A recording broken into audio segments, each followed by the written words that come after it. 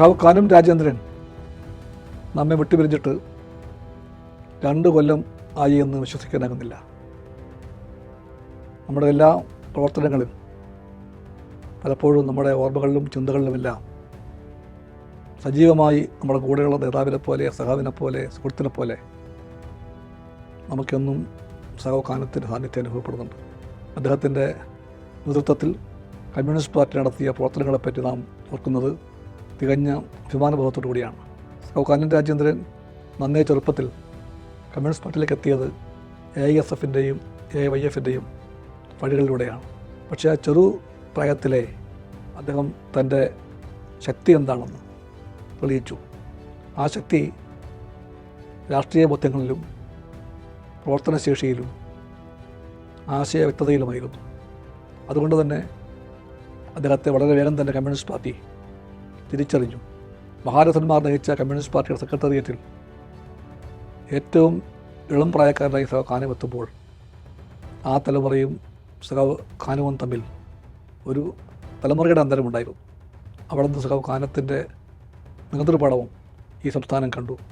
അദ്ദേഹം AITC-യുടെ സംസ്ഥാന സെക്രട്ടറിയായും ജനറൽ സെക്രട്ടറിയായും അഖിലേന്ത്യാ വൈസ് പ്രസിഡൻ്റായും എല്ലാം നടത്തിയ പ്രവർത്തനങ്ങളെ ഒരിക്കലും തൊഴിലാളി വർഗം മറക്കില്ല. ഒട്ടേറെ തൊഴിൽ സമരങ്ങളിലും തൊഴിലാളി പ്രസ്ഥാനങ്ങളിലും കാനം വഹിച്ച ആ പങ്ക് അന്ന് അദ്ദേഹത്തെ അടുത്ത് കണ്ട എല്ലാവരും വിലപ്പെട്ട ഓർമ്മയായിട്ട് എന്നും സൂക്ഷിച്ചു വയ്ക്കും. അദ്ദേഹം യൂണിയൻ പ്രവർത്തകന്മാർക്ക് ഒരു വഴികാട്ടിയായിരുന്നു. കമ്മ്യൂണിസ്റ്റ് പാർട്ടിയുടെ സംസ്ഥാന സെക്രട്ടറിയായി, ദേശീയ സെക്രട്ടേറിയറ്റ് അംഗമായി പ്രവർത്തിച്ച ആ കാലം അത് കമ്മ്യൂണിസ്റ്റുകാർ ഒരിക്കലും മറക്കില്ല. കമ്മ്യൂണിസ്റ്റ് പാർട്ടി ജീവിതത്തിൻ്റെ എല്ലാ തുറകളിലും സാന്നിധ്യം അറിയിച്ചുകൊണ്ട് മുന്നോട്ട് പോയ കാലമാണത്. ഉയർന്നു വന്ന ഏത് വിഷയത്തെയും അദ്ദേഹം അയത്നലളിതമായൊരു രീതിയിൽ കൈകാര്യം ചെയ്തു. കമ്മ്യൂണിസ്റ്റ് പാർട്ടിയുടെ അടിത്തറയായിട്ടുള്ള പ്രത്യയശാസ്ത്രം, സംഘടന, രാഷ്ട്രീയ ഉള്ളടക്കം, യുവജന പ്രസ്ഥാനം, സമരബോധം, ഇതിനെപ്പറ്റിയെല്ലാം തികഞ്ഞ വ്യക്തത സൂക്ഷിച്ചു വെച്ച നേതാവായ സഖാവ് കാനം രാജേന്ദ്രൻ. കമ്മ്യൂണിസ്റ്റ് പാർട്ടിയുടെ പ്രത്യയശാസ്ത്ര മഹത്വത്തെപ്പറ്റി സഖാവ് രാജേന്ദ്രന് തികഞ്ഞ ബോധ്യമുണ്ടായിരുന്നു. അത് സഖാക്കളുമായി പങ്കുവെച്ചുകൊണ്ട് ജീവിതാന്ത്യം വരെയും അദ്ദേഹം കാത്തിരുന്നത് എല്ലാ തരത്തിലും ശക്തിപ്പെട്ട കമ്മ്യൂണിസ്റ്റ് പാർട്ടി കെട്ടിപ്പടുക്കാനാണ്. തൻ്റെ മുഴുവൻ ശേഷിയും ഭാവനയും ആരോഗ്യവും ചിന്തയും എല്ലാം കമ്മ്യൂണിസ്റ്റ് പാർട്ടിക്കും പാർട്ടിയുടെ വളർച്ചയ്ക്കും വേണ്ടി ഒഴിഞ്ഞു വെച്ച നേതാവാണെന്ന് നമ്മളെല്ലാം സഖാവ് കാനത്തെ ശരിയായി മനസ്സിലാക്കുന്നുണ്ട്. ഓർക്കാപ്പുറത്ത് അദ്ദേഹം വേർപിരിഞ്ഞു പോയി. ആ വേർപാടിൻ്റെ തലേന്നും അദ്ദേഹം പറഞ്ഞത് പാർട്ടിയിൽ സജീവമായി വരുന്ന ദിനങ്ങളെപ്പറ്റിയായിരുന്നു. തൻ്റെ കാല് മുറിച്ചു മാറ്റേണ്ടിയിരുന്ന ഉറപ്പായ ദിവസം അദ്ദേഹം തീരുമാനിച്ചത് 6 മാസം ലീവ് എടുത്തിട്ട് കാലിൻ്റെ വിഷയം കാൽ മുറിച്ചു മാറ്റി കൃത്രിമക്കാൽ വെച്ച് തിരിച്ചു വന്നിട്ട് തുടങ്ങി വെച്ച എല്ലാ പ്രവർത്തനങ്ങളും പൂർത്തിയാക്കാൻ വേണ്ടി അദ്ദേഹം കാത്തിരുന്നത്. അതേപ്പറ്റി അന്ന് ഡൽഹിയിലായിരുന്നു എന്നോട് പറയുമ്പോഴും സഖാവ് കാനം പറഞ്ഞു, 6 മാസം കഴിഞ്ഞാൽ ഞാൻ മടങ്ങി വരും. അപ്പോൾ പിന്നെ നമുക്കെല്ലാം ചേർന്നുകൊണ്ട് എല്ലാം പൂർത്തിയാക്കാൻ പറ്റും. ആ സംഭാഷണം അദ്ദേഹം ലീവ് എടുക്കുന്ന ആ 6 മാസക്കാലത്തേക്ക് പാർട്ടിയുടെ താൽക്കാലിക സെക്രട്ടറിയായി ഞാൻ പ്രവർത്തിക്കേണ്ട ആവശ്യപ്പെട്ടുകൊണ്ട് അദ്ദേഹം ഡൽഹിയിലേക്ക് അയച്ച കത്തിനെപ്പറ്റി പറഞ്ഞപ്പോഴായിരുന്നു. പിറ്റേന്ന് അദ്ദേഹത്തിൻ്റെ മരണമുണ്ടായി. ആ മരണത്തിൻ്റെ ദിവസം കേരളം കണ്ടു.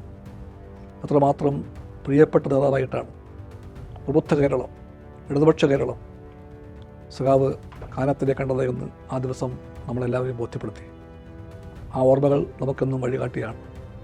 കമ്മ്യൂണിസ്റ്റ് പാർട്ടി, ഇടതുപക്ഷ പ്രസ്ഥാനം പുതിയ നാം പറയേണ്ടത് പ്രതിബന്ധമെന്നല്ല, വെല്ലുവിളി എന്നാണ്. ആ വെല്ലുവിളി നമ്മുടെ മുമ്പിലുണ്ട്. ആ വെല്ലുവിളി ഉയർത്തുന്നത് പിന്തിരിപ്പൻ രാഷ്ട്രീയമാണ്, വർഗീയ ഫാസിസമാണ്, രാഷ്ട്രീയ രംഗത്തെ മൂല്യച്യുതിയാണ്. അതിൻ്റെ എല്ലാം മുമ്പിൽ, ആ എല്ലാ തരത്തിലുമുള്ള വെല്ലുവിളിക്ക് മുമ്പിൽ കമ്മ്യൂണിസ്റ്റ് മൂല്യങ്ങളെ മുറുകെ പിടിച്ചുകൊണ്ട് മുന്നോട്ട് പോകാൻ നാം പ്രതിജ്ഞാബദ്ധരാണ്. ലക്ഷ്യങ്ങൾ വ്യക്തമായി മനസ്സിലാക്കാനും ആ ലക്ഷ്യങ്ങളിലേക്ക് പതറാതെ പോകാനുമുള്ള നമ്മുടെ യാത്രയുടെ നീളം നമ്മൾ സഖാവായി, വഴികാട്ടിയായി, നേതാവായി നമ്മൾ സഖാവ് കാനത്തെ എന്നും ചേർത്ത് പിടിക്കും. വ്യക്തിപരമായുള്ള ഓർമ്മകളൊന്നും ഞാൻ പറയുന്നില്ല. വൈക്കത്തെ സ്കൂളിൽ UP ക്ലാസ്സിൽ പഠിക്കുമ്പോൾ ആരംഭിച്ച ബന്ധമാണത്. ആ ബന്ധത്തിൻ്റെ ഒരുപാട് ഘട്ടങ്ങൾ ഓർമ്മയിലേക്ക് വരുന്നുണ്ട്. പലപ്പോഴും ഞങ്ങൾ തമ്മിൽ പല വിഷയങ്ങളെയും ചൊല്ലി തർക്കിച്ചിട്ടുണ്ട്. അഭിപ്രായ വ്യത്യാസം ഉണ്ടായിട്ടുണ്ട്. ആ അഭിപ്രായ വ്യത്യാസങ്ങളും തർക്കങ്ങളും എല്ലാം ഉള്ളപ്പോഴും ഒരു ജ്യേഷ്ഠ സഹോദരനെ പോലെ അദ്ദേഹം സ്നേഹിച്ചിട്ടുണ്ട്. ആ സ്നേഹം അങ്ങോട്ടും ഉണ്ടായിട്ടുണ്ട്.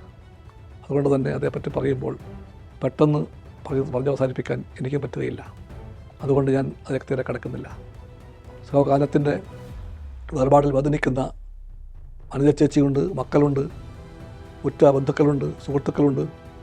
അവരുടെ എല്ലാം പ്രയാസം പാർട്ടിയിൽ നിന്ന് മനസ്സിലാക്കുന്നുമുണ്ട്.